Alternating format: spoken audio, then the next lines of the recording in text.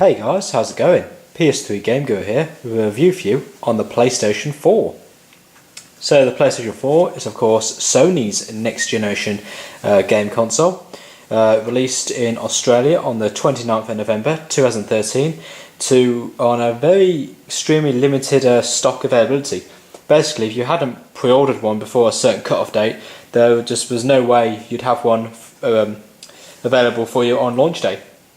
And that was the case for me. I actually did not receive my PS4 until late January, otherwise the review would have been out a lot earlier. So here we have the PS4 console itself. It's a nice glossy two-tone, half glossy, half matte black finish with a 500GB hard drive, similar design to the Xbox One. And as the recording this video, there's only one SKU, the two-tone glossy and matte with the 500GB hard drive. So here the console, it's actually really small. I'm surprised how tiny this console is. I thought it was going to be really big, to be honest, but no, it's actually quite small. Just got the Sony logo there and PS4 right here. Along here you've got two USB 3.0 ports. Got your slot-loading Blu-ray drive. It's quite hidden away there. I actually couldn't figure out where it was at first, but it's there. Along here you've got your power button and your eject button. They're also quite hidden, so they've really made things really tiny and hard to find here, but it's not too much of a bad thing. And top, we've just got the PlayStation logo just there. On sides, just nothing, just your vents. On the bottom, just pretty much nothing. On the back, you have more vents and you have your ports. You've got your power port, you've got your optical audio in to hooking up to your sound systems, your HDMI in for your hookup to your TV. And as with the Xbox One, you will need a HD TV for the PS4. It does not support composite or component AV output. You've got your Ethernet port there if you don't have Wi-Fi, and your auxiliary port if you choose to purchase the PS4 camera. So as of course the PS4 is a lot smaller than the PS3, that does mean it comes with a power brick. Here is the power brick. Oh, how weird that. It's inside the console. Huh, but this console is very small. How have they got a power brick inside this little guy? Interesting. Anyway, let's move on to next part of the PS4 hardware. There's the controller. The Dualshock 4 is improved in many ways over the Dualshock 3. A lot wider, feels much more better in the hand. Overall, I'm really impressed with it. When I first held this the first time, it was an incredible sensation, and from then I just couldn't wait to get on PS4 as soon as I held it. Sorry guys. Yeah, it's just a great feel in the hand. The analog sticks are definitely much better. Your thumbs just rest perfectly on there. On the PS3, my thumbs just slip off all the time. I could never get a good grip on them. Now it feels great. The buttons feel better as well, more responsive, more precise. You've got your PlayStation button down there. You've also got a headset jack now, which is the Dualshock 3 did not have. Yeah, you just use wireless headsets, but and plus a headset came in the box, which was quite nice as well. Here you got a little touchpad. It's kind of reminiscent of the rear touchpad of the PS Vita. You use to flick things and swipe stuff and all that stuff. It's not been used to great use at the moment, but it's a nice feature to have. I'm sure developers will take advantage of it in the future. You start and select in place with options, which is options. It works the same as start. But here you've got a dedicated share button. So like the Xbox One, you can share screenshots and game clips online, and yeah, you can share your current progress of your game right there and send it online. So that's a nice and handy way to get to it. You've also got a speaker as well, kind of copying Nintendo again. Now they copied motion sensor and DualShock 3 and a speaker on the DualShock 4, but it's a much better quality speaker, and most games that do support it, you can turn it off if it does bother you. On the back, you've got your shoulder buttons. They feel much better than the DualShock 3 shoulder buttons, especially the L2 and R2. It's got a much springy feel and just feel much more responsive. We've also got this light bar here, which it's an interesting feature. It lights up to indicate who's who when you've got multiple controllers connected, and also in some games it will indicate your health warning. Like it'll be green when you're at full health, it'll turn to orange when you start taking damage, you start blinking red really fast when you're critical health level. But it's a bit silly in a way, because I don't know how you can see what it's doing when you're gaming. You're like that, unless you game like this for some odd reason. You're not really going to see unless you have your fingers here, so you can see it reflect off your fingers or reflected off your TV. So it's a bit silly, and plus you can't turn it off. So a lot of things I've heard saying actually drains the battery in the controller, but I've actually not seen any degradation in battery life. It works pretty well to me. I've actually found the battery in this lasted longer. The PS4 battery controller lasts longer than the Xbox One controller battery. And also you've just got your charging port just there. And then finally you've just got the PS4 camera. This is not included in the box. Sony did initially plan to include it, but they dropped it at the last minute in order to cut costs down. The PS4 looked cheaper. This retails for $89.95 in Australia, and it's a nice little add-on. It works very similar to the Kinect on the Xbox One. You can use it for facial recognition. You can use it for voice commands, although it is quite limited compared to the Xbox One's voice commands.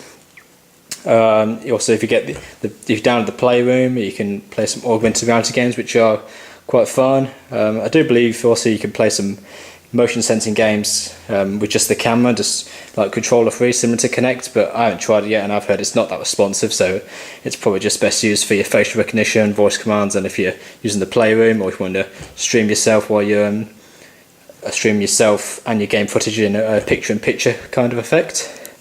And there it has different angles you can rotate it in if you're not quite in frame. There we have it, guys. So that's the PS4 console, controller and camera. I'll just wire this thing back up and give you guys a run through on the PS4's user interface. Okay guys, so here we are at the PS4's user interface.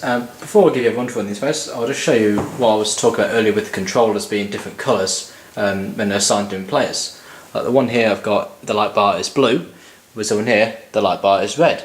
So they randomise each time. Usually the player one is always blue, but the other controllers usually randomise different colours depending on how many players you've got and controllers you've got connected to your console. Right, so here we are at the interface. When you boot the console, the first thing you'll be presented with is the What's New, which is similar to the activity feed on the Xbox One. It tells you what your friends have been up to.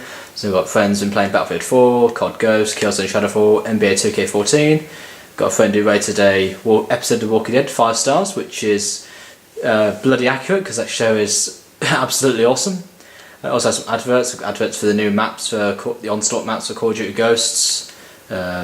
FIFA's coming soon. That game's actually just come out, so that's not actually coming soon anymore. But yeah, that's just the What's New. Also along here you'll have all your games you've got downloaded or installed, and as is the case with the Xbox One, all PS4 games that you buy on disc will need to be installed to your hard drive before you can play them. But a real cool feature, and this also applies to the Xbox One, which I didn't mention in my Xbox One review, is you do not need to wait for the entire game to be installed before you can start playing it. Only a portion needs to be installed, and then you can start playing while it continues to install in the background. So as with the Xbox One, they can be pretty small. Like Thief is 23 gigs. I think Lara Croft, yeah, it's 23 gigs as well. Yeah, so they're not too bad, but still, the 500 gigabyte hard drive is going to fill up pretty quickly when you start getting a lot of games for your new next generation system. And while there's no external storage available on the PS4 yet, the hard drive is user replaceable without voiding your warranty. So you can take out the included hard drive, whack in a 1TB, 2TB. I think people are putting 4TB hard drives into their PS4s. I'm not sure what the limit is, but I think 4TB should be plenty. If you need more than that, then you've got too many games. so the game's got the 2-mode definitive edition, brilliant game. We've got the Playroom, which is the augmented reality set of mini games for the PS4 camera. We've got Outlast, which is pretty damn insane. So we'll stop talking about Outlast because that's just insanely freaky. Zenpin War 2, Injustice: Gods Among Us, the Ultimate Edition, Knack. And then we've got Live from PlayStation, which is where you go if you want to stream your game play online for others to watch. TV and video, this just shows you video apps, IGN, VidZone and QuickFlix. Video Limited and Music Unlimited as well. Any content you purchase will be stored in here. The Instant Browser, and your library, which just shows you all the stuff you've downloaded from the store. So I've done Outlast, and Playroom with 2 add-ons, Simpinball 2 with 5 add-ons, and the iGen app which I've deleted, it's just saved in the cloud. I can download it again if I wanted it back. And also, as we would notice by now, the interface has changed to this new interface that Sony are calling the dynamic menu. So they've gone to the cross-media interface of the PS3, which was looking quite dated, so here the PS4 needed a new interface for the new generation. So if here you've got the PlayStation Store, if you boot up that, it's pretty much designed, layout out the same way as the PS3 when it got the update refresher a couple of years ago. You've got PlayStation Plus. More on the topic of PlayStation Plus, I will point out that you will need a PlayStation Plus subscription to play online on the PS4 now. It is no longer free, but you know, it's same price as Xbox Live, so if you're going to play online it's not big, plus you got the freebies and the discounts and automatic downloads and the cloud storage, so yeah, quite a big bang for your buck with PlayStation Plus. I think it's worth getting. And also you've got the PS2, the PS4 upgrades. If you've got games that are on the PS3 and you've bought the PS4 version, you can get that a little bit cheaper. So we'll split to categories here. So yeah, simple stuff there. Back out of that. Next up you've got your notifications. This will tell you, so I've got notifications of a trophy I earned in Thief. Sorry, the camera's focusing out a bit, guys. Yeah, so trophy in Thief and a friend request I received earlier. We've got game invitations, game alerts, any downloads you may have.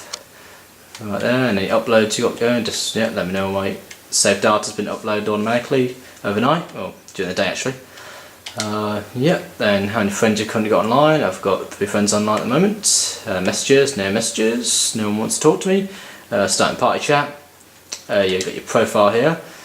You can link it to your Facebook, so your Facebook profile picture carries over. Just got me and brother on a night out there. You just got your activity here and your friends you've got, and just all your activity stuff there. Your trophy collection here, so all your trophies that, providing you use the same account, all your trophies will carry over between PS3, PS Vita if you have either or both those systems, and the PS4 trophies, they'll all be here. So on PS4 trophy, I've got PS3 and PS Vita, they're all here because I'm using the same PSN account on all 3 systems. And then finally you've just got your settings over here, PSN, notifications, login settings, system storage management, system updates. No, I'm up to date on the system update. You've got the PlayStation app connection settings, so there is a app for the PS4 that you can download to your compatible smartphone and tablet, and you can interact with your PS4 when you're not using it. Vita to set up for remote play, and the cool thing about the PS4 as well is you can play all your PS4 games on your Vita, so if someone wants to watch TV, providing you're connected to Wi-Fi and in good range of your PS4, you can continue to play your games and while others are watching TV. And yeah, just got there. So as I mentioned about the PS4 camera, it does have some voice commands, but they are quite limited. So if I just say PlayStation, PlayStation. So there's some ones at the bottom, they're quite limited. Power, PlayStation Power. Yeah. They're actually not responding to me now. PlayStation Power, PlayStation Power. There we go. So I can go to turn the PS4 off. So it's quite limited. You can only do things like take screenshots and attempt to boot up games, or to go back to the home screen out of a game. So here while we're at the power screen, I'll just show you a couple of the features here. So you've got the enter standby mode, which if you enter that, your PS4 will obviously go into standby, but it'll also be checking for updates and have more downloaded for you, so you don't have to sit and wait for them while you're when you go to play a game. It'll do them all for you in the background, providing you've got your internet connected, or turn it off entirely if you're going to be not used it for a long time, or if you're moving or unplugging it for any reason. And there we have it, guys. That's pretty much the PS4's user interface. I hope you guys enjoyed. And so, obviously, the big question now that I've reviewed both the new next generation systems, Xbox One or PS4. Well, put simply, I'd say get what your friends have. If your friends have got the PS4, get the PS4. They've got the Xbox One, get the Xbox One. Depends what games you like as well. There's a bunch of exclusives on both systems coming out soon, like Xbox One. You've got Dead Rising 3, Rise, Son of Rome, Forza 5 at the moment. You've got Titanfall, which comes out next week for Xbox One. On PS4 side, you've got Knack, Killzone Shadowfall, Infamous Second Son is out soon. We've also got Drive Club and Order 1886, two games I'm looking forward to. They haven't got release dates yet, but they should be coming out by the end of the year, hopefully. And yeah, I'd say if you can afford both, get both. I mean, I can afford both, so I have both, so I don't have to be a fanboy. I can play with my friends who can only afford one, and also play the exclusives on both platforms. So there we have it, guys. Hope you enjoyed my PS4 review. If you did, make sure you hit the like button, leave your comments down below, which next generation system you have, if you have both, what your favourite games, all that kind of stuff, and don't forget to hit the subscribe button so you'll be notified of all my latest videos. Until then, guys, I'll see you in the next video.